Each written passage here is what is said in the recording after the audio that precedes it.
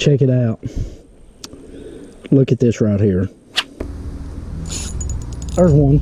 There we go. Pitching it over. See, there we go. Hey everybody, welcome to Hills and Gills on this scorcher of a day. It is 94 degrees today. We got a little bit of cloud cover, a little bit of wind, but it is hot here in eastern Kentucky today, and we're at the river. And today we're going to be taking a look at the lure that set the foundation for my river fishing. Back in the day before they were the GoPros and we had the fishing vest, all we had was a set of tennis shoes that we waded in and a good old hat that we used as a tackle box that we would hang our lures to. And it is nothing more than the good old rapala, or as I call it, the good old rapala.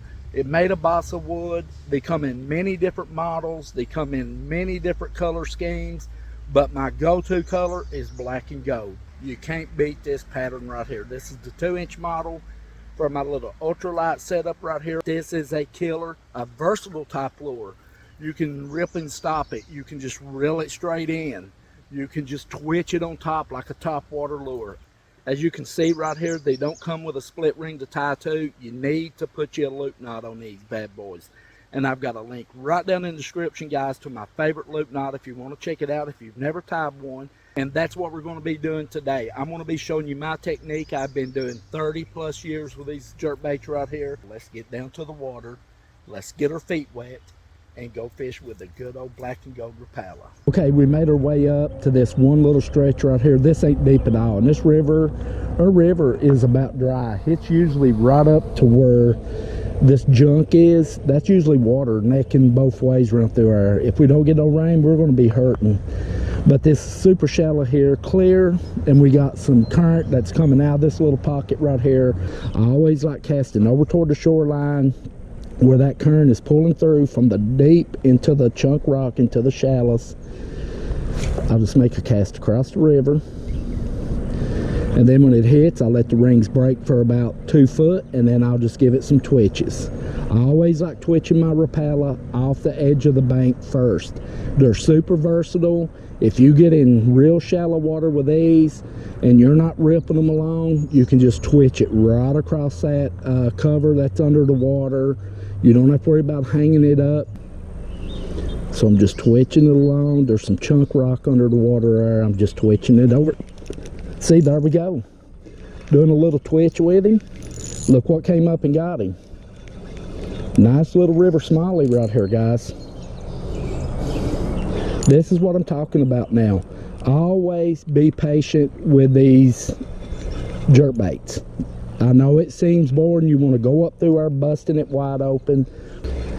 Like that wounded bait fish, it'll pay off. Those smallies will come up and they will kill it. And we got a good one right here. 6-pound test, 6-pound fluorocarbon, 6-pound braid. There we go. There's the first one. Check him out there. Came up and ate the black and gold. That is a nice river smallmouth right there. Thank you, man. Appreciate you. Now right over there between them rocks is some big chunk rock right there. I'll flip him, let them circles break. There's one. There we go. May not be a big one. And we got us a bluegill. Everything loves the rapala.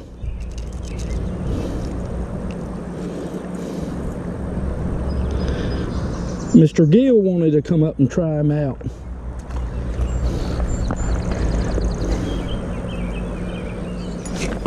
I'll cast right back over between them rocks again. Let them circles break. Twitch him out between those rocks. The water gets a little deeper. When I see that water getting a little bit deeper, I'll start twitching him a couple times and I'll rip him. Rip him, let him set. Float back up to the surface. Twitch him a couple more times. and then I'll rip him back down a couple times. I'll make him look like a wounded bait fish. Imagine what a wounded bait fish looks like in the water. They'll go down trying to swim away, and then they'll flutter back up to the top. They'll lay on the top a little bit, twitching around, and then they'll go back down. Just make that lure look as real as possible, like it's been hit, like another predator has took a swipe at it and wounded it, and that's going to be an easy meal. Now I'm just going to go right down the middle right here, just giving it some nice twitches underwater. There's one.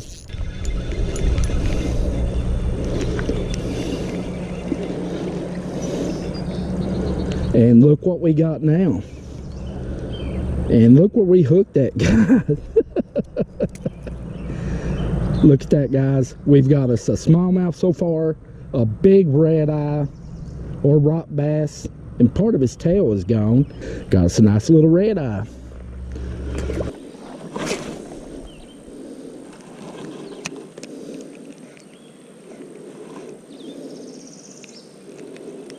There's one.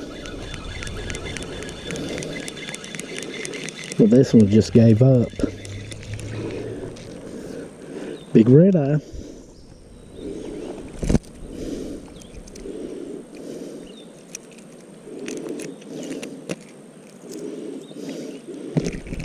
Easy, dude. Pretty little red eye. Little river red eye. We'll let him go. He came up, I felt I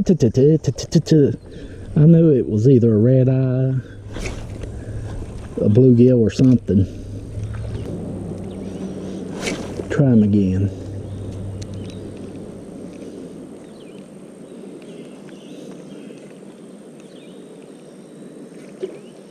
There he is. Got him that time. Right in front of that big rock. I was letting the current pull my bait down while I was twitching. And what do we get this time? Check it out. Look at this right here. This is Red Eye Central right here. Thank you, buddy. He came up and hit that like a little smallmouth. I thought sure it was smallmouth bass. Look at the bait fish here. Look at the little minnows. It's in the river here. Hundreds of them. Schooling around. They're just going round and around circles. Now they're breaking out in the river. Guys, get back to the bank. Stay in the shallows. Don't get out there and get eaten. They're bypassing me right now. They're going back over to the shallow part of the river. There's a whole school of them. And that's what these smallmouth targets. Here comes another big school of them. Now as we move up out of this pocket right here, it keeps getting shallower and shallower. And yeah, we're going to have to stay out in the water. If I have my, you know, my 8-pound test, my bigger reel with me, I can make longer casts. But I am using the ultralight today. So we have to get pretty close to it. Now when I'm fishing a deeper pocket, I like just giving it little small twitches. I'll pop it a couple times, stop it. Now these floats up super fast, so you got to keep the action to them. I usually let it set for about a second. There's one. A little fellow, but he's a smallmouth. He hit it when I stopped him there. So there's one. Oh dear. Of all places to be hooked, buddy.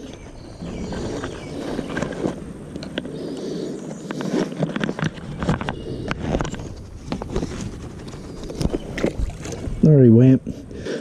Something else to remember, when you're fishing over close next to a bank in a cut as you're wade fishing, and you make that initial cast over next to the shoreline, and you twitch it trying to get that topwater bite in case there's a smallmouth on the edge of the shoreline around some chunk rock or whatever.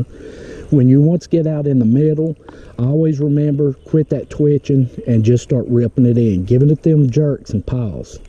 Rip him along and stop him. Let him set for about a second. Rip him along. Because I don't know how many times I've been working my jerkbait in, and I'll cast out close to a shoreline like over there, and I'll twitch it all the way in, and then I'll look behind it and there'll be a big smallie following it. when in return he'll see me, he'll shoot back out in there. When if I would have brought it off that bank, got it past that cover, and then started ripping it in, I could have possibly got a reaction bite before he seen me and got that smallmouth. So always remember, when you want to get away from that cover, start ripping it in case that there may be a smallmouth following it and may not be wanting to hit it on top, but when it sees it take off, it thinks it's trying to run from it. They are a predator, and he'll come up and kill it. Now we cast right against that shoreline right over there. There we go. What do we got here? And we got us a pumpkin seed. Decided to come up and taste him. See you, fella.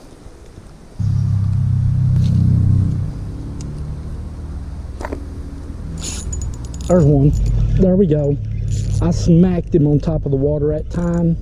I cast it a little bit closer, right in that little deep spot right there, and I let that lure smack.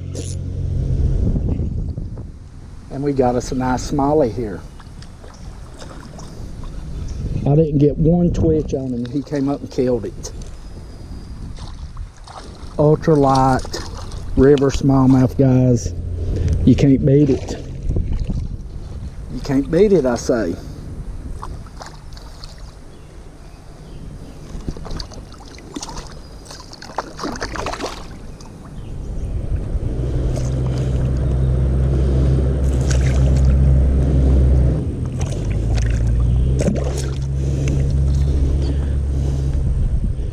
And he came off on me.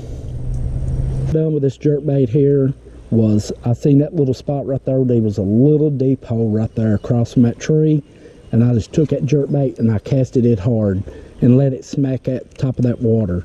And then I gave him a couple twitches, and that big smallie came up and just hammered it. I wished I could have got him in and show you, but I was wrestling around with him there. My bad, my fault. And he came off. Well, guys, I hope you enjoy the video. As much fun as I had making it, showing you some of my river techniques for using the good old floating rapala, or rapala as I call it, floating jerkbait. Gold and black is my go-to color anytime I'm fishing the river. And we done pretty good today, you know, considering it's 94 degrees. It is hot out here today. Yeah, a versatile little lure. Great for shallow water, the stop and go, the twitching on top, casting it out, pulling back a little bit right before it hits the water, let it smack and dive a little bit, and then start ripping it in. If there's a big smallmouth laying there, like I was saying, they're predators. And when they see that smack at, you know, disturbance on top of the water, and then they see that minnow type lure running, they're thinking that there's another predator came up after it, and it's trying to get away, and they're going to attack it. But guys, if you liked the video, I really hope you give us a thumbs up. We much appreciate it. We got a ton of fishing coming down the line. Next up, probably going to be going with a popper down through the river, showing you my techniques, yeah, on the ultralight again, with a little rapala or rapala popper. And hope you subscribe to our channel if you're not subscribed. And we'd much appreciate that. We're growing each and every day. Follow us over on TikTok. Follow us over on Facebook too at Hills and Gills. All the links is right down in the description, plus playlist to our jig making, how we paint our jig heads, all that good stuff, guys. We're just country guys that loves fishing just like everybody else out there. Until next time, stay safe at the lake, guys. Stay safe at the river, and we'll see you right here in the next one.